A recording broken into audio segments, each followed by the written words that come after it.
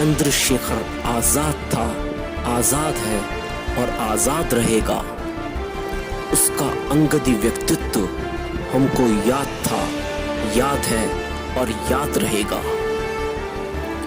उसने जय मां भारती का उद्घोष करके बचपन में 15 कोड़े खाए थे। आजाद नाम लेकर निर्भीकता के तेवर ब्रिटिश शासन को दिखाए थे। उसको अहिंसा का पाठ कभी ना भाया था। खूनी क्रांति के मार्ग पर चलकर ब्रिटिशों को कपाया था। उसकी शिराओं में जोशो जवानी थी। शत्रु को याचनाएं व प्रार्थनाएं ना करके क्रांति की ललकार से भरी उसकी वाणी थी।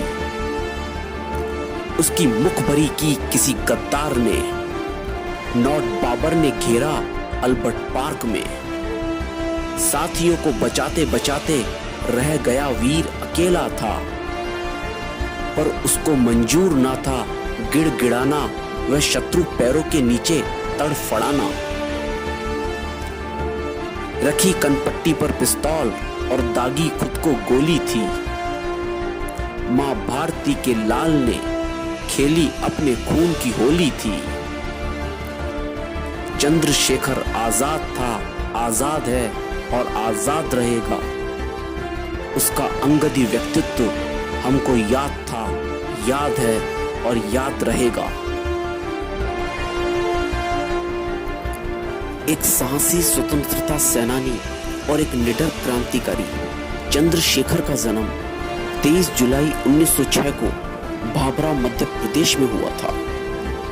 पंडित सीताराम तिवारी और जगरानी देवी के पुत्र चंद्रशेखर ने अपनी प्रारंभिक शिक्षा भाभरा में ही प्राप्त की और उच्च शिक्षा के लिए उन्हें उत्तर प्रदेश के वाराणसी की संस्कृत पाठशाला में भेजा गया था। वह बहुत ही कम उम्र में क्रांतिकारी गतिविधियों में शामिल हो गए थे। वह महात्मा गांधी द्वारा शुरू किए गए असहयोग आंदोलन में भी शामिल हुए थे। जब क्रांतिकारी गतिविधियों में लिप्त होने के लिए ब्रिटिश पुलिस ने उन्हें पकड़ा और अपनी पहली सजा के रूप में उन्हें 15 कोड़ों की सजा सुनाई गई थी। उस समय चंद्रशेखर की आयु महज 15 साल थी। इस घटना के बाद चंद्रशेखर ने आजाद की पदवी धारण कर ली और चंद्रशेखर आजाद के रूप में पहचाने जाने लगे। चोरी चोरा की घटना के कारण असहयोग आंदोलन के महात्मा गांधी के निलंबन से आहत होकर वह एक गर्म दलीय में बदल गए। वह अन्य क्रांतिकारियों के साथ मिलकर उन्होंने हिंदुस्तान सोशलिस्ट रिपब्लिकन एसोसिएशन का गठन किया। वह भगत सिंह सहित अन्य कई क्रांतिकारियों के लिए परामर्शदाता थे।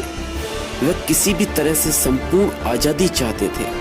कांकुरी ट्रेन डकैती, विधानसभा में बम की घटना और लाला लाजपत राय की हत्या का बदला लेने के लिए लाहौर में सैंडर्स की हत्या जैसी घटनाओं में शामिल वह क्रांतिकारी भारत का चेहरा थे। लाला लाजपत राय की मृत्यु का बदला लेने के लिए चंद्रशेखर आजाद ने अंग्रेज सहायक पुलिस अधीक्षक जॉन सैंडर्स को मार डाला था।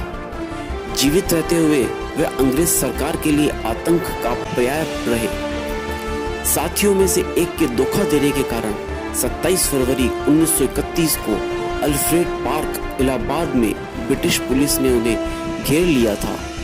उन्होंने बहादुरी से मुकाबला किया, लेकिन कोई दूसरा रास्ता ना मिलने पर उन्होंने खुद को गोली मार ली और एक आजाद आदमी के तौर पर मरने के लिए अपने संकल्प को पूरा किया। वह एक निर्भीक और दृढ़ निश्चयी क्रांतिकारी थे, जिन्होंने देश की आजादी के लिए अपने जीवन की आहुति दे दी। उनकी वीरता की गाथा देशवासियों के लिए प्रेरणा का एक स्तोत्र है। वे आज भी करोड़ों भारतीयों के नायक हैं।